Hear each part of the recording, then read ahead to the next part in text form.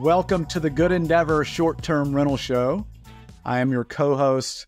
I'm bringing a co-host with me today. My name is Mark McDaniel, and Bobby Herrington is my co-host today. And you guys have heard Bobby the past couple weeks, and we've been on this leadership journey, so to speak. And so the next topic within this leadership kind of talking points, or this set of podcasts that we labeled our leadership set of podcasts, is this idea of navigating success. First week, we talked about creating a vision. Last week, we talked about stepping into your creative force, into your creative genius. This week, we'll talk about some practical steps around navigating success, whether that be goal setting, mapping, metrics, things like that. With that being said, Bobby, thanks again, man. Really appreciate you being here. Love your insight on all these leadership topics. Yeah, happy to be here. And I think this one's a great one. Everybody, no matter what, home life, business, whatever, you got to have some simple map to know where you're going and to know how you're doing. Are you making progress on the journey? So I think this is a super applicable one for anybody listening. Yeah, I do too. I mean, just to start with, like, it's kind of overwhelming. Like, okay, now I've got this vision. That does take some of the scariness out of it. Like, at least you have this beautiful picture of where you want to be in 3 years, hopefully by this point. And now you're like, all right, well, how do I get there? Like, what's a good next step? What would you tell somebody, like a good practical next step? Like, all right, I'm all the way here at 0. I'm trying to go to 20. I'd like to just figure out how to get to 2. Like, what's a good foot forward? So, I mean, ultimately, in the way I think about it, goal setting is creating a map between where you're at and where you're trying to go. So, like I grew up in Tampa, Florida. If my vision was to get to California, then the goals, the map are basically, okay, how do you drive from Florida to California, right? I wouldn't want to be driving, up to the Northeast because I'd be heading in the wrong direction. I'd be driving, but I just wouldn't be driving towards my vision. So goal setting is really just, okay, what are all of the next steps to be able to get from where I'm at to where I'm going? To me, there's kind of 3 different ways to do this. There is trying to figure it out on your own, right? Just trying to, okay, real estate or entrepreneurship. Okay, I've never invested. I don't own any real estate, but I want to. And so I'm going to go try to figure it out on my own. That by far is the hardest way to do it, because you may not even know how to create a map because you haven't done it before, right? That'd be the hardest. But unfortunately, that's what a lot of people do. Just straight trial and error. The second way to go about it would be go find some sort of map somebody's already created. I mean, like this podcast is an example, right? There's so many people that are trying to bring value and give information on different topics. And so you could find somebody else, a book, The third way, and this is by far the easiest way, would be to find a person, find a person who's actually done it. Because that, you talk about accelerating like a mentor, your success, just finding somebody that's done it. They're going to be able to, what would take somebody, a month to create a map for where they want to go. Somebody that's already done it, man, they could do that on a napkin in 30 seconds. Oh, you're trying to get here? X, Y, Z, do these things. So to me, that's kind of the starting place. Where am I at? Where am I trying to go? And then which one of those paths are you going to take? You're going to trial and error. You're going to learn. You're going to go get a mentor. I mean, what do you think when you think like low-hanging fruit starting place? No, you're right. I kind of think, you create this vision, and maybe that vision is, I want to earn $10,000 a month through real estate. But the reason I want to do that is because that frees up a lot of my time, and now I have a lot more margin in my life to go to my kids' games. So that's what we talked about a couple of weeks ago, that emotional attachment within your vision. Okay, so for me to get to $10,000 a month, let's just say I have to have 5 properties The most efficient way to do it maybe is short-term rental properties. All right. If I'm going to have 5 properties in 3 years, that means this year I probably need to get like 1 or 2. And if I want 1 or 2 properties this year, what do I have to do like in the next 12 months to get 1 or 2 properties? First, I got to acquire 1, right? What do I have to do to acquire 1? I've got to like look at a whole lot of listings and like, and then after I get it, what do I have to do to make sure it's performing to achieve that 10,000? Like, do I have to redecorate it? There's a lot of steps, but I think you're right. Like, it's just drawing out a board. And if you find somebody who's done it really successfully, like, it takes the guesswork out. Like, for instance, I think we're creating the ultimate short-term rental property right now. We're creating a wedding venue. And my partner nor I have ever owned, operated, built a wedding venue. And so we look at a lot of, and what drove that was this, we wanted to create a space where lives change, like this inflection point type of, like if you could say any piece of real estate is a life-changing piece of real estate, like that creates an inflection point in people's lives, it might be a venue. Marriages happen, corporate retreats happen, like stuff like that. And so that was kind of the vision. But for us to get there, like we know we have to have a piece of property. We know we have to have the engineering done. Like we know a lot of that stuff because we know about real estate, but we don't know like necessarily how to market it. So we're going out and finding a mentor or a coach or a consulting company and somebody who's designed wedding venues before. Somebody who's owned a wedding venue before successfully. That's the key. Like not just done it, but done it very successfully. And so I think the same way, man. Like if I can find, and so there's lots of coaches out there and they charge for their courses. I would just say like, it's easy to be skeptical of those people, but maybe embrace it. Like it's a win-win. Like they win because they create the education and you win because you shortcut the process. If you have somebody that'll do it for free, then go for it. But if you don't, try to take that layer of skepticism off and embrace some education from folks. Yeah. Like what you're describing at the beginning is really just this idea of kind of reverse engineering your vision. Like if you know where you want to go, like you said, if it's short-term, a real estate, I want to have X amount of, passive income or whatever. So whatever that vision is, you're basically saying, okay, I'm imagining myself 5 years from now accomplishing this thing or becoming this person. That's my vision.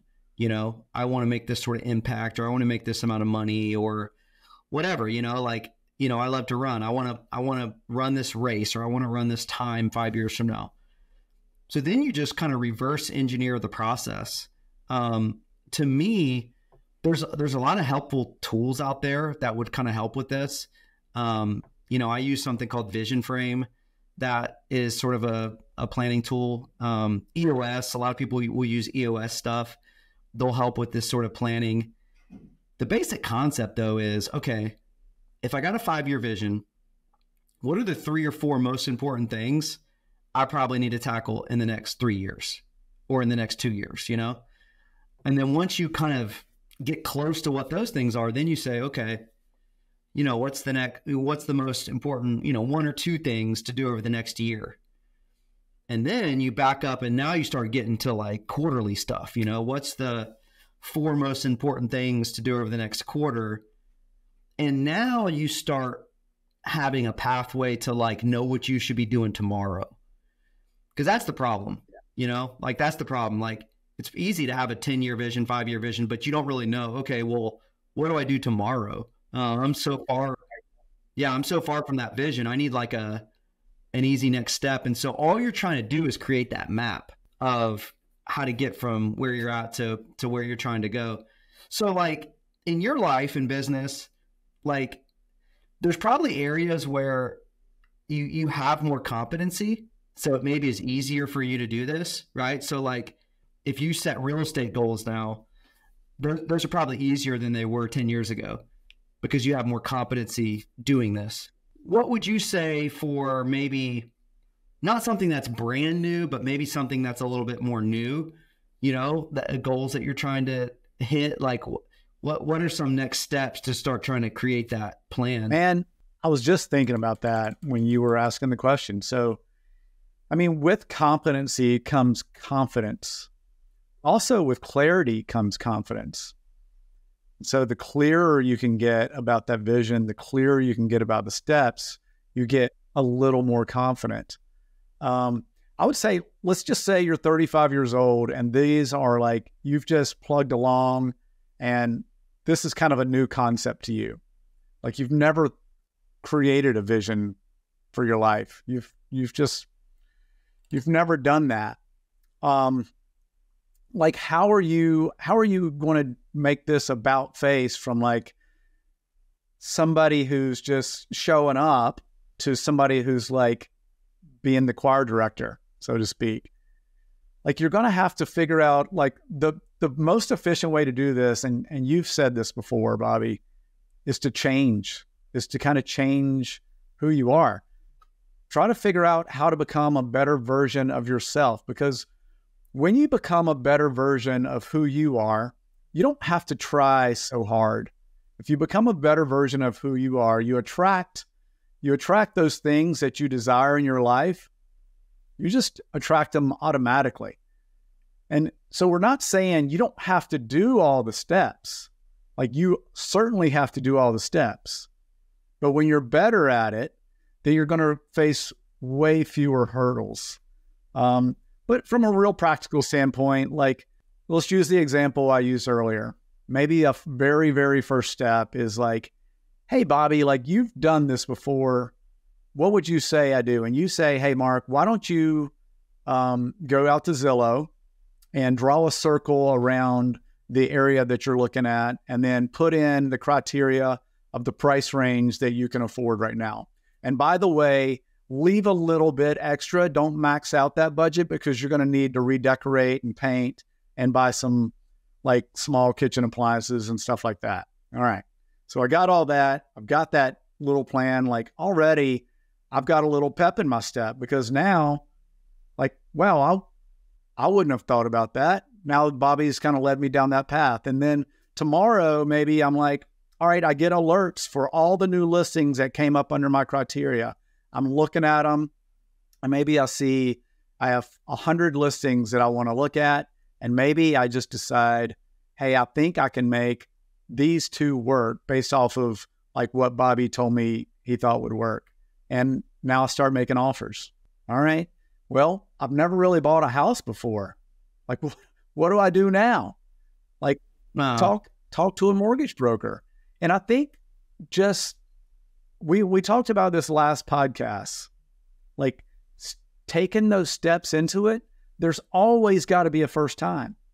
There's always got to be a first time. And everybody who's ever done this in the history of doing this has done it for a first time. So there's lots of examples out there. And most of those people had somebody to kind of help them through it, right? And so for me, like, it's not as scary as you think. And like, what is the absolute worst case scenario? Maybe you make an offer, you get to the closing table and you freak out and say, okay, this is not for me. Hopefully you don't. But like, that's, in my book, that's probably the worst case scenario, because you might think the worst case scenario is you don't create enough rent to make the payments. But really, the worst case scenario is not following through on it. Like, getting to a point where you're not making enough rent for the payments, like, yeah, that's pretty terrible. But at least you prove to yourself, hey, I can get to that point, and next time I'm going to get a little bit sharper and analyze a little better. Yeah. Two things you said that kind of make me think about like goal setting and next steps, maybe some good actionable things for people. One is, and this is maybe the hardest one to do, like, if you become, like in your example of real estate, if you all of a sudden take on the identity of a real estate investor, it's not going to be that hard to go out and purchase a property or whatever. Like, for you to purchase a property or for me to purchase a property, that's not like scary or anything like that. Because we've done it before. Like we sort of have that identity of like, oh yeah, we're real estate investors. That's what we do. So that's the easiest and quickest way to change. Not the easiest, that's the quickest way to change, right? You have new ways of thinking. Oh, I'm a real estate investor. This is what I do. It makes that stuff seem less hard. Now, it's hard to just snap your fingers, right? And be like, I'm a real estate investor if you haven't done it. So on the other side, try to figure out what is the easiest, low risk, repeatable next step I could take. Because to me, a lot of people go down this road, using your example of like real estate and purchasing a house or something, they say, oh, I want to get into real estate. I want to buy, a passive or semi-passive investment. And then they start going down the road and they just realize, oh man, I don't have enough money, my credit, how do I make offers, yada, yada, yada. And they just quit, right? Because they kind of start with a goal maybe that's a little too high. Not the goal, but like the next steps. So something like that, your next step could literally just be, hey, I'm going to start looking at properties every day. Like it's just going to be, that's low risk. It costs me nothing, but it is a next step that I'm taking, because a lot of times I think, especially coming to the end of the year, people will get super motivated and they want to take a huge next step. But most of the time that's never going to work. What's going to work is figuring out a very simple, repeatable next step. Yeah. That idea of the flywheel we talked about in week 1, like, don't make it so intimidating. Don't try to do 20 steps today, because it's actually better just to allow space in your life. Just do 1 step today and 1 step tomorrow. Maybe it takes 10 minutes, maybe it takes 2 hours, but make sure you're just doing it every day. And so you see a little bit of progress every single day.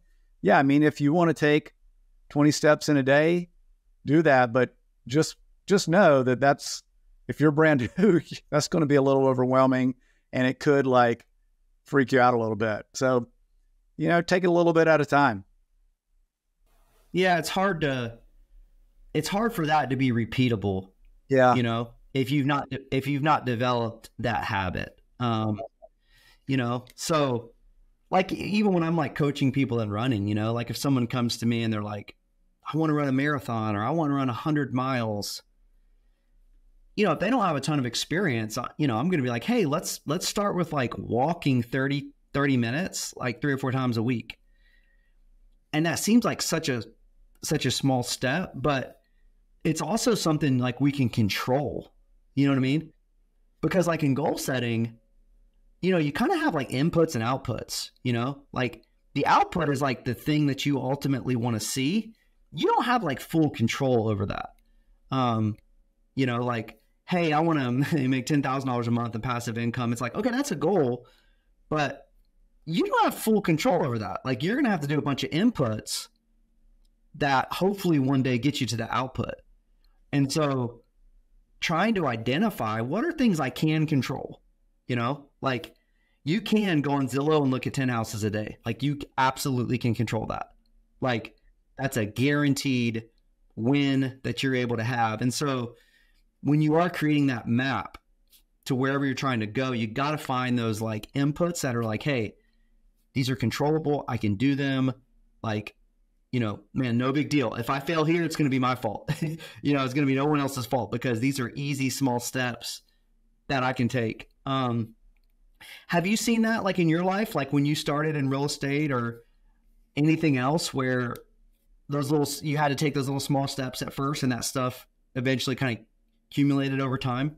Yeah, man. Like real estate, like I've just been, I don't have this super fear bone in my body. Like, I mean, I do for some things and I will say in my worst moments, I don't feel like I'm brave enough or up to it, but I think that's overcomable through massive action. And so, yeah, I totally agree. And nothing builds confidence and momentum and gets that flywheel inertia started more than action. Like, man, I did this yesterday.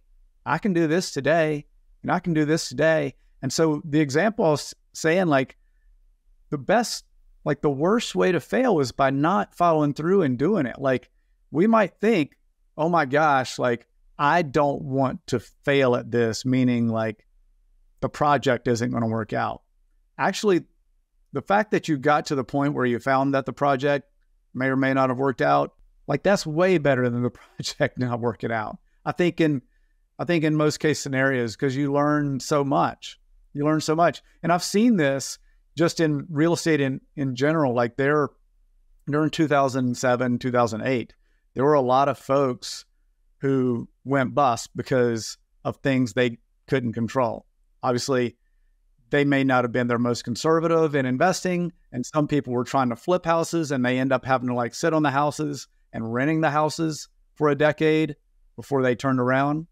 But they took all that knowledge, and there's quite a few examples of this. They took all that knowledge and what they thought was risk at the time, and they applied it to the past 5 to 6 years and have just made huge leaps and bounds way above wherever they thought they were going to be in 2008 and 2009.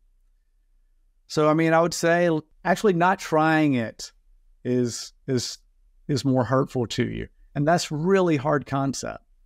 It's a really hard concept. And so maybe the best way to mitigate that is like, just do something small. And these baby steps we're talking about, like maybe they're baby steps to a baby step in the grand scheme of things. That's kind of how I think about things. Like, man, I've ran a handful of Ironman, but like you said, I started out running like sprint races down the football field when I was a kid. And then I did some 5Ks in cross country. And then like in college, I started running a little bit farther, and yeah. And so it just progresses. Like I'm not going to go from like being a 10-year-old kid to doing an Ironman like within 6 months.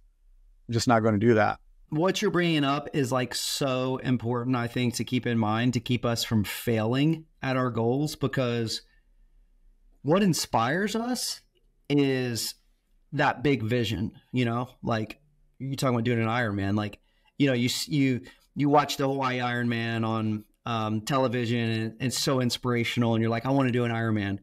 That's what inspires you. Well, you're nowhere near in the place to be able to actually do the Ironman when you're just starting out, right? So like the thing that inspires you, your next steps are going to look nothing like where you're eventually going to be. And so that's really important to know, like, okay, you can be super inspired by the vision or whatever, but like day in, day out, it's those small little things that you're going to have to do that are going to ultimately, lead to success. So, hey, to switch kind of gears just a little bit, for me, one of the things around goal setting is, if we're thinking about, okay, goal setting is figuring out where I'm at right now, figuring out where I want to go, and then kind of creating a map to get there, 1 year, 3 year, 5 year, whatever. One important part of that is like metrics, like measuring, okay, how are you actually doing, with whatever it may be, business, family, entrepreneurship, real estate.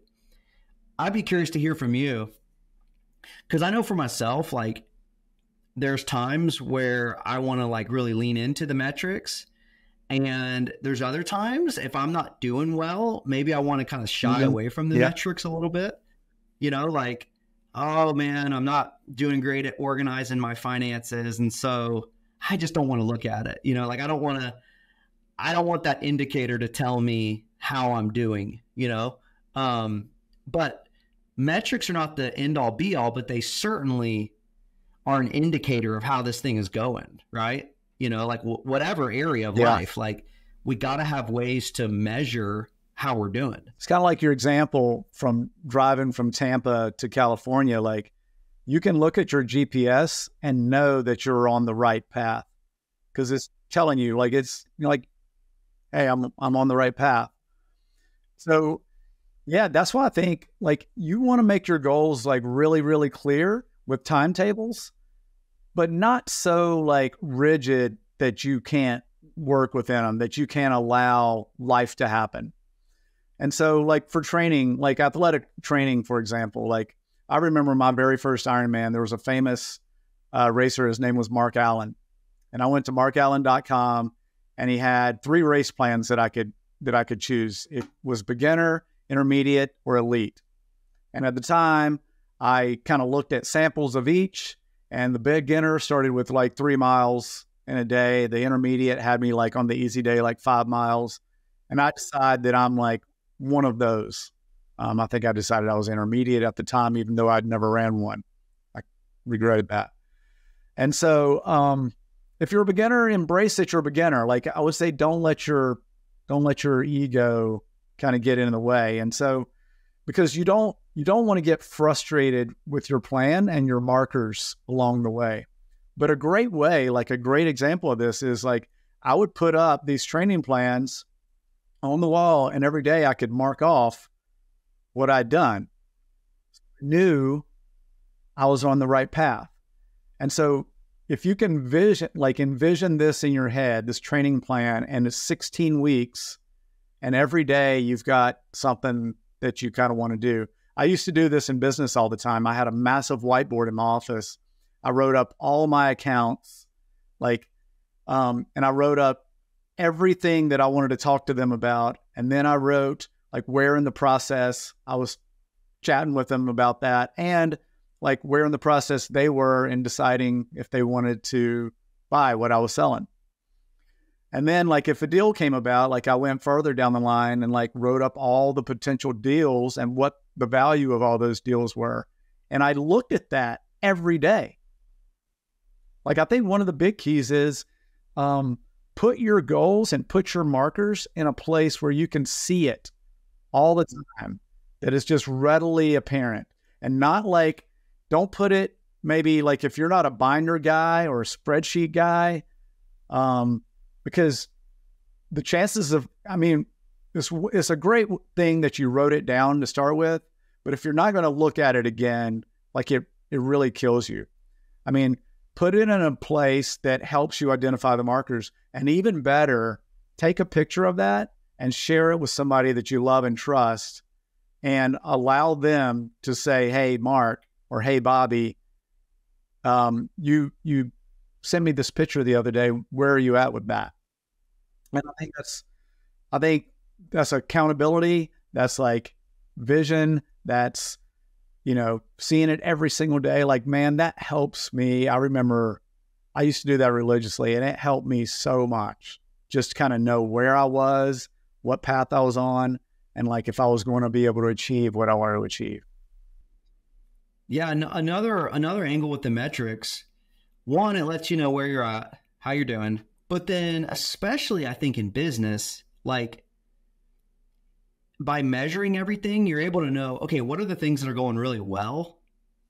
And what are the things that are not going as well? So like take real estate as an example. It's like, okay, if I own 5 rentals and my goal is profit and cash flow, well, by measuring that for each rental, I may see, oh, wait a minute, rental number 3 over here, it's actually not doing as good as the rest of them. And so, you know what? Maybe rental 5 is doing the best. So maybe I sell rental number 3 and I buy another one that's more similar to rental number 5, right?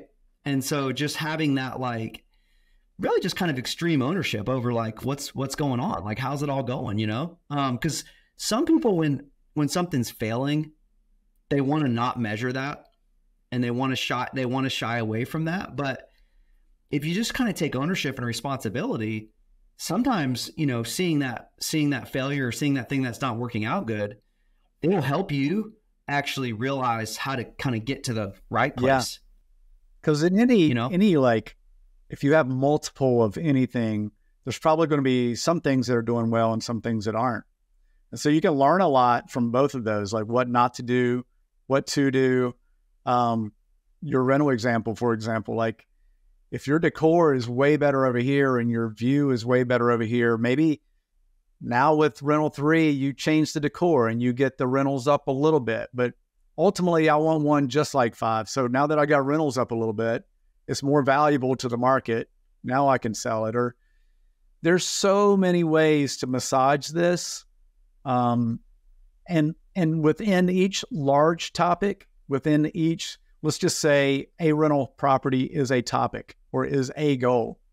Within each one of those, there are a lot of smaller goals. There's lots of ways you can maximize a property. Like extremely, like I interviewed a girl here the other day, and she has an interior designer. She pays a flat fee. Like historically, my interior designer, I paid a fee and they brought everything in from their resources. What she does to maximize is she pays them a flat fee. They have a website they have to shop off of. All the furniture gets delivered. It looks just as good as my property, but she has a QR code / lookbook that if anybody likes anything within her property, they can now buy it. Whether that's a toaster, a mattress, a comforter, whatever it is, they can buy it, and she gets money on the back end. So that's just one tiny example of how to maximize what you're doing within a certain goal, right? So if, like Iron Man, there's 4 main topics: eating, running, swimming, and cycling. Like, what did I do in training to get so much better at swimming? Like my swim time was awesome, but my run time was bad. And it's probably because I didn't eat well or something. Didn't do enough prick training. Like, I think within each of those, you can hone it and get a little bit better. Yeah. Yeah.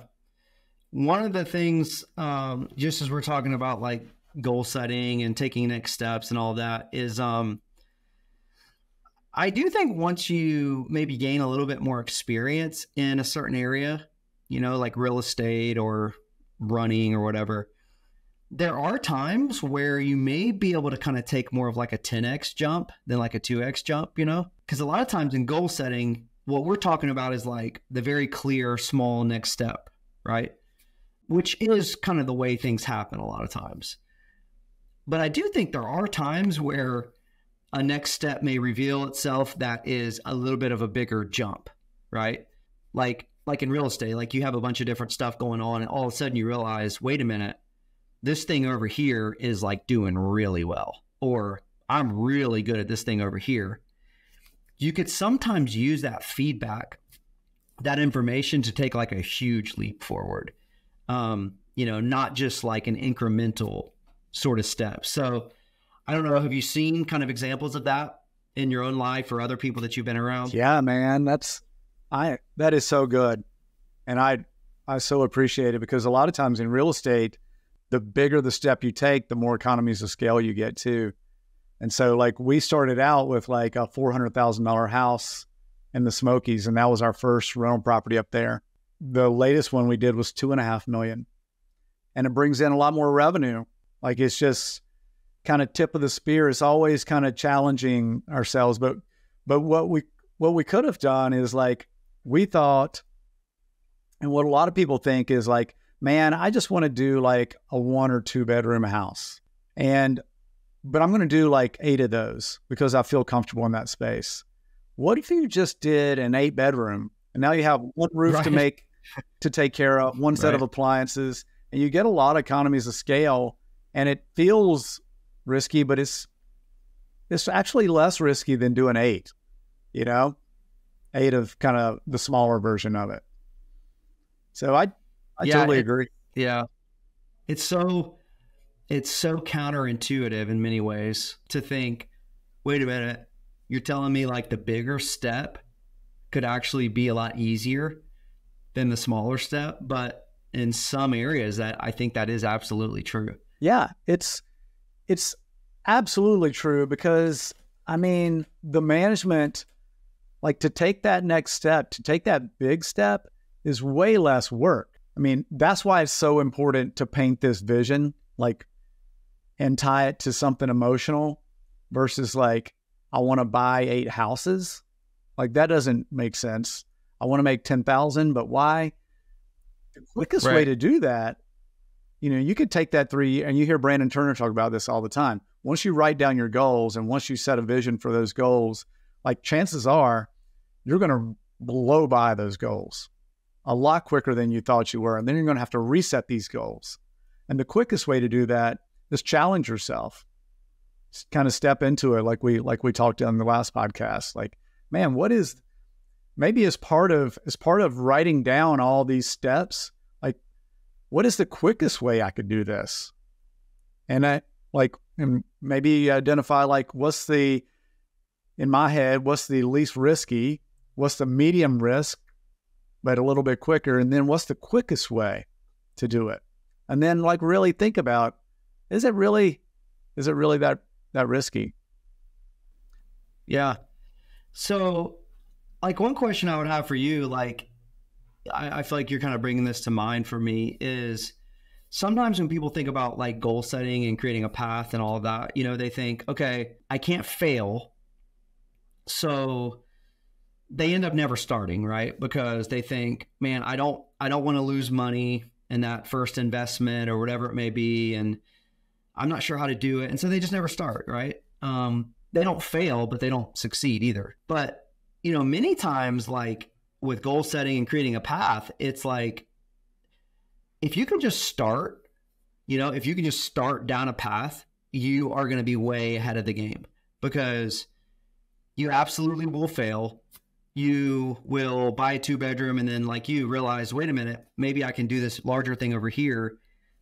But the way to do that is by starting.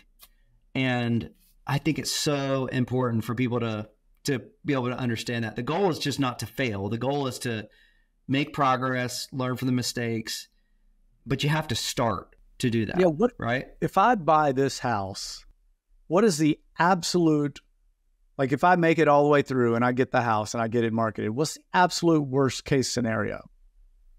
And a lot of times when you actually think about like realistically, what is the worst case scenario, it's not that bad.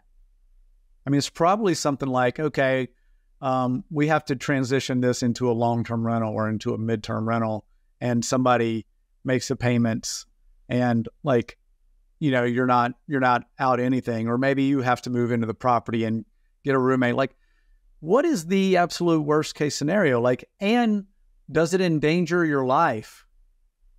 And what's the worst case scenario if you don't do it? Then you'll never know. Like, you'll never know. Right. I'm not trying to be so flighty that you don't like take this serious and analyze these deals, because you absolutely want to. And that's part of the process. And that's one of the small steps along the goal line. But the vision to do it, like, don't allow yourself to not do it. Like I remember this, like, and Brandon Turner, he doesn't know me, and but he's kind of become a mentor of mine from afar. And so he had this vision of moving to Hawaii and spending days on the beach with his family. And it was just this really cool vision. And he found this house that he liked. And he was like, man, I've never bought a house that's expensive. And this house had like a little shack out behind it. And his friend was just like, all right, well, what's the absolute worst case scenario? And he went through that, and he's like, okay, so I have to rent this in the back, or I have to get another room. Like, it wasn't that bad. And it never is. It never is. If you're realistic about it, like, sometimes we can allow ourselves to get into this death gloom, but just be realistic about that. And I think that's healthy. I think that's really healthy, because if you write that down and you discuss it with somebody who's kind of been there and done that, that's the importance of having a mentor. Then it's not as bad as you think. Yeah. And the more you do, the more you learn. And the more you learn and the more experience you have, the more you are going to mitigate your risk long-term. Right. And the only way to get experience in whatever is just to do it. It's just to try to do it. You try to mitigate the risk the best you can on the front end, but you are going to have some failures. And a lot of times you're going to learn. You're going to learn a ton from those failures, or not even failures. Maybe just didn't go the way you imagined. Right. And sometimes just by doing and learning and experiencing, you're going to be able to create such a better future plan anyways. Right. Because when you first are creating that 5-year, 8-year, 10-year vision, as you start going down the road, that's going to change, right? That vision's going to change. That ultimate direction is going to change. But sometimes the only thing that you could do is just to start heading down that pathway, because it's almost like when you head down that pathway, the future begins to kind of open up for like you. Embrace thing. I know this particular podcast was supposed to be about, and it is about, like goals and creating a map. And I think we've done a good job of kind of touching on those. But talking about this topic reminds me of a story about Sarah Blakely. And for those of you who don't know who Sarah Blakely is, but she created Spanx. And so her father, when she was a kid, would always reward her and her siblings for failing. They called it failing. And so at the dinner table every night, Dad would say, "Hey, Sarah, what'd you fail at today?" And if you didn't fail at something, then that was actual failure. And so this idea of failure was actually embraced. Like, you didn't try anything today if you didn't fail at it. You didn't try anything for the first time if you didn't have any failure today. So when she went to create Spanx, she had like thousands of revisions. And for a lot of people, they may have quit at 10 or 20. Like, this idea, it wasn't as good as I thought it was going to be. You know, it's not going to work out. But to her, like this just meant I'm now closer. And so so I say all of that, like all of us can't go back to when we were 5 years old or 10 years old and do that again. But this is a muscle you have to flex. It is a muscle you have to kind of work all the time. And the only way to build competence and confidence is going through it. The best way to attack something that's hard is going right at it. Like, if you try to tiptoe around it or underneath it, it's going to be way more difficult. So I have a small little story about this. So I think I shared the first time I was on the podcast talking about short-term rentals and stuff. You know, we had a cabin over in Pigeon Forge burned down, and it was just a total nightmare. If you think about failure, it's just a nightmare, right? And best, cabin burns down, it's a total nightmare. Burned down a wildfire. So we rebuild the cabin. We learn that whole process, right? How to rebuild on a burnt down lot, and contractor, and just all the stuff, right? So much so that we were able to build another house. And we were over there recently looking at the second house, and I was walking around with my son Everett, and he picked up on this exact idea of what you're talking about. He said, "Daddy, I don't know, was it kind of better that the house burnt down?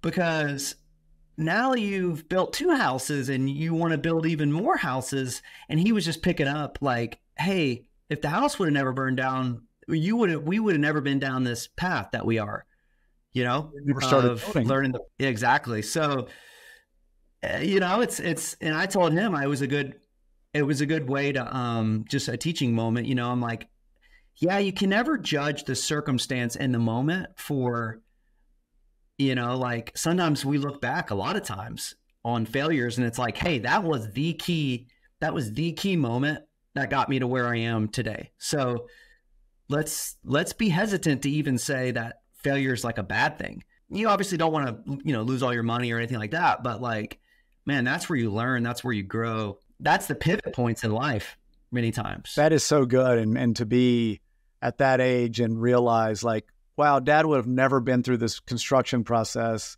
And now the second time's not scary at all. Right. You know, like this is easy. Yeah. Where it's not hard. So, right, man, that is a great way to end today's podcast. Great story. Thanks for sharing that, man.